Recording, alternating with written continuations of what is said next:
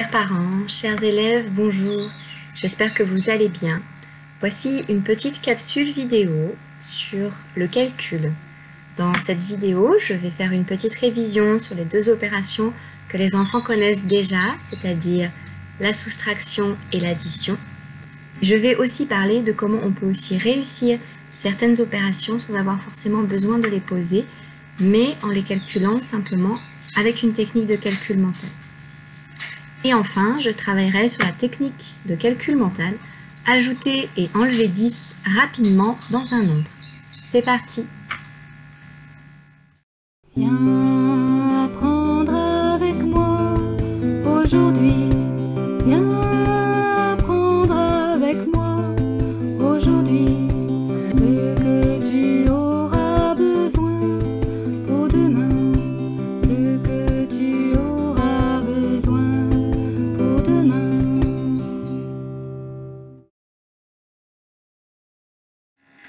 C'est donc parti, nous allons d'abord poser cette opération. Donc prenez de quoi écrire. N'oubliez pas que quand je donne un exercice, je dis pause et vous mettez la vidéo en pause. Vous prenez le temps de faire l'exercice demandé, donc ici de poser l'opération. Et ensuite seulement vous remettez la vidéo en route pour vérifier le résultat. Je vous laisse donc poser cette opération. N'oubliez pas aussi que j'ai mis une petite aide qui est ce tableau pour vous apprendre à bien aligner les unités, les dizaines et les centaines. Et nous avons affaire ici à une addition. Pause. Alors, pour bien poser cette opération, nous allons d'abord écrire le nombre 267 dans chaque case du tableau de numération qui correspond. Voici pour 267. Nous allons maintenant placer 459. Maintenant que tout est placé, nous pouvons effectuer l'opération. Je rappelle qu'il s'agit d'une addition.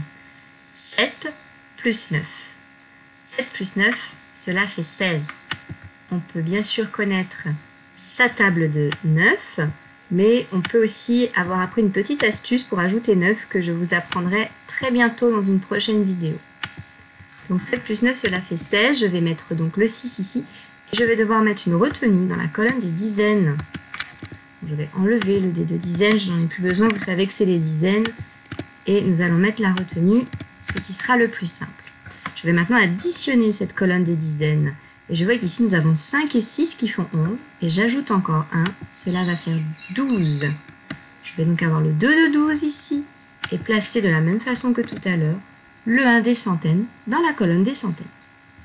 4 et 2, 6, plus 1, 7. Le résultat de cette opération est 726. Voici une deuxième opération, une soustraction. Comme tout à l'heure, vous prenez le temps de la poser sur votre cahier et ensuite de remettre la vidéo pour avoir le résultat. Pause. Je vais donc commencer par poser correctement cette opération. 267, c'est le même premier nombre que tout à l'heure. Donc il va s'écrire ainsi, comme tout à l'heure. Par contre, attention à 52. Dans 52, je n'ai pas de chiffre des centaines. Je ne dois donc surtout pas remplir cette colonne, mais bien mettre le 5 dans la colonne des dizaines et le 2 dans la colonne des unités. 7 moins 2, cela fait 5. 6 moins 5, cela fait 1. 2 moins rien, il reste toujours 2 puisque je n'ai rien enlevé. Voici le résultat de cette opération, 215. Cette opération, j'aurais pu trouver le même résultat sans forcément la poser. Pourquoi? Parce qu'elle n'a pas de retenue. J'ai surtout besoin de poser les opérations quand elles ont des retenues. Si j'ai affaire à une addition ou à une soustraction qui n'a pas de retenue, je peux très bien faire ce que j'appelle effectuer l'opération en ligne, la garder en ligne. C'est ce que nous allons voir dans la deuxième partie. Pour comprendre comment je pourrais effectuer cette opération sans la poser, j'ai mis chaque chiffre dans une couleur différente. J'ai choisi de mettre les chiffres des unités en rouge, les chiffres des dizaines en bleu et les chiffres des centaines en vert. Et je vais tout simplement soustraire les chiffres qui sont de la même couleur. Je commence donc par les unités et dans ma tête, je prends le premier chiffre des unités, c'est-à-dire 7, et je vais faire 7 moins 2. Je cherche quel est le résultat. Nous l'avons vu tout à l'heure. 7 moins 2, cela fait 5. Je vais donc commencer par écrire mon chiffre des unités que j'ai trouvé. Et bien sûr, là, pour me repérer, je vais le mettre en rouge puisque j'ai choisi de mettre le chiffre des unités en rouge. Et je continue. Je vais maintenant soustraire les deux chiffres bleus, c'est-à-dire les deux chiffres des dizaines. 6 moins 5, je sais que cela fait 1. Je vais donc écrire moins et le mettre de la couleur bleue pour qu'on sache bien qu'il s'agit du chiffre des dizaines ici. Et enfin, je m'occupe des centaines. 2 moins, et je vois qu'il n'y a pas de centaines, je n'ai pas de chiffre vert à côté, donc je sais qu'il n'y a rien à soustraire. Je vais donc garder le 2 et je vais le placer ici en vert pour qu'on comprenne bien qu'il s'agit du chiffre des centaines. Et je retrouve le même résultat que tout à l'heure, c'est-à-dire 215. Je vais faire un autre exemple avec seulement des nombres à deux chiffres pour qu'on puisse bien comprendre ce qui se passe à ce moment-là. Je vais donc choisir d'écrire 78 moins 43. 78 moins 43, c'est une soustraction qui n'aura pas de retenue. Je n'ai donc pas forcément besoin de la poser. Pour qu'on voit bien ce qui se passe, je vais l'agrandir un petit peu. Voilà ce qui va se passer dans ma tête. Je ne suis pas toujours obligée de mettre les couleurs. Je peux dire que le chiffre des unités, je l'ai repéré. Ici, c'est 8. Ici, c'est 3. Je vais donc faire 8 moins 3. Je cherche le résultat. Je sais que 5, ça fait 5. Donc 5 sera le chiffre des unités de mon résultat. Je m'occupe maintenant des dizaines. 7 moins 4, puisque 7 est le chiffre des dizaines et 4 est le chiffre des dizaines de 43. 7 moins 4, il va rester 3. Je vais donc venir placer mon 3 devant. Voilà, quand on écrit sur le cahier, c'est plus simple. Et donc, le résultat est 35. Je vais maintenant vous inviter à faire la même chose pour deux calculs. Premier calcul que je vous propose, 39 moins 14. Et pause. En 39 moins 14, je vais faire 9 moins 4, cela va faire 5. Puis 3 moins 1, cela va faire 2. Le résultat de 39 moins 14 est 25.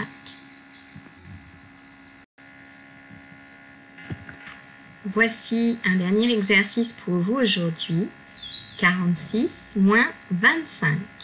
On essaye de trouver le résultat sans la poser. Pause. Donc 46 moins 25, je vais d'abord soustraire les chiffres des unités. Donc 6 moins 5, il va rester 1. Puis 4 moins 2, il restera 2. Le résultat de cette opération est donc 21. Comme je vous le disais dans l'introduction de cette vidéo, la dernière partie sera sur ajouter ou enlever 10 rapidement. Pour ajouter ou enlever 10 rapidement, il n'y a pas besoin de connaître par cœur sa table de 10 jusqu'à 1150 plus 10. Il n'y a pas non plus besoin de compter tous ses doigts à chaque fois parce qu'on en a 10, et de se dire, bon, je fais 10 plus 10, donc je suis à 10, 11, 12, 13, 14. Non, on fait des choses quand même qui sont plus rapides que ça maintenant. Donc, qu'est-ce qu'on peut faire quand on doit ajouter 10 ? Eh bien, il faut se souvenir qu'ajouter 10, c'est toujours ajouter une dizaine. C'est directement ajouter une dizaine. On se souvient que quand on a 10 petits cubes, on a une barre. Donc, on va ajouter un directement dans la colonne des dizaines. On va ajouter un directement au chiffre des dizaines. Donc, ici, le calcul qui est là est très simple. 10, une dizaine, plus une deuxième dizaine, cela va faire 2 dizaines. Et 2 dizaines, on sait très bien quel nombre correspond à 2 dizaines. 2 dizaines, c'est 20. Deux dizaines entières, c'est 20. Hein, on se souvient que les dizaines entières se terminent toujours par un 0. Donc 2 dizaines, on l'avait déjà écrit il y a quelque temps dans une vidéo, je vous le réécris à côté. 2 dizaines égale 20. Voilà, ça fera 20 petits cubes en tout si je prends 2 barres de dizaines. Donc ajouter 2 barres de dizaines, c'est avoir le nombre 20, c'est avoir 2 dizaines. Donc ça c'est pour les dizaines entières, c'est assez facile, il suffit d'ajouter une dizaine. On va faire encore un ou deux exemples avant de faire un exercice. Donc si j'ai 30 plus 10, c'est la même chose, j'ajoute une dizaine. Dans 30, j'en ai déjà 3. Je vais encore en ajouter une. J'aurai donc 4 dizaines, et je sais que 4 dizaines correspond à 40. À vous maintenant. Si je vous donne 60 plus 10, à combien cela va être égal? Il faut essayer de trouver la réponse rapidement. Donc il n'y a même pas besoin de mettre la vidéo en pause. Vous dites la réponse et je vais la donner dans quelques secondes. 60 plus 10, en plus, c'est un nombre qu'on entend. 60 plus 10, ça va faire 70. Ça va faire 7 dizaines et on sait que cette dizaine, c'est 70. C'est là que vient le nom du nombre. 70, c'est 60 plus 10. Encore à vous. Si je vous dis 80 plus 10 égale, pareil, on a quelques secondes pour réfléchir seulement. Hop, on donne sa réponse et on vérifie. 80 plus 10, on l'entend aussi, c'est 90. Voilà. Donc là, à chaque fois que j'ajoute une dizaine, je passe simplement à la dizaine au-dessus. Mais ce qui m'intéresse le plus, c'est quand je vais avoir un nombre qui n'est pas forcément une dizaine entière. Comme par exemple 14 plus 10. Je dois aussi savoir faire ça très rapidement. Et je n'ai pas besoin de prendre mes doigts pour compter. Ah, je suis à 14, donc je vais faire 15, 16, 17, 18, 19, 20, 21. Et jusqu'à compter 10 doigts.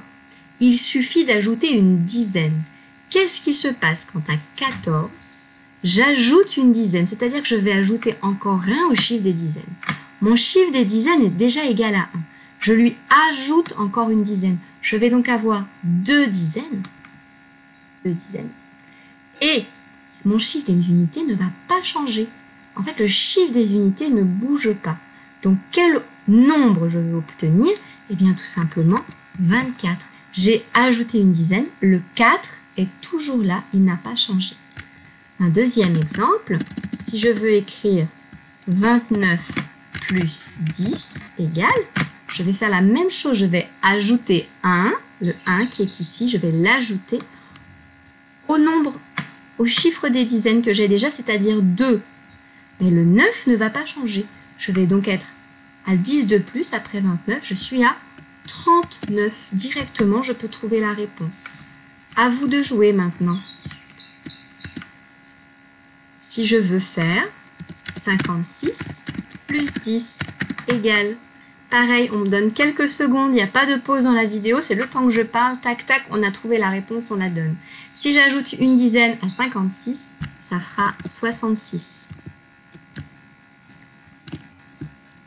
43 plus 10 égale. Alors, attention, on doit avoir la réponse, là pratiquement déjà, on la donne. 43 plus 10, c'est égal à 53. J'ai encore ajouté une dizaine.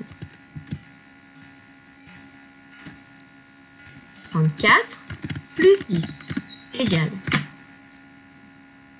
34 plus 10, j'ajoute une dizaine, ça fera donc 44. Allez, peut-être un petit peu plus pour les CE2, je vais faire avec un nombre à 3 chiffres. 125 plus 10 égale. Attention, je rappelle que la dizaine qu'on ajoute, on ajoute au chiffre des dizaines. C'est pas la règle, c'est pas le premier chiffre du nombre. Au chiffre des dizaines. Le chiffre des dizaines ici, je vais vous le mettre en couleur pour vous aider un petit peu. Le chiffre des dizaines ici, c'est 2. Hein? Attention, ça n'est pas le 1 qui est devant. Donc le 1 de 10, je l'ajoute au 2 et c'est tout. Alors vous avez trouvé? Le résultat sera de 135. On en fait encore un comme ça.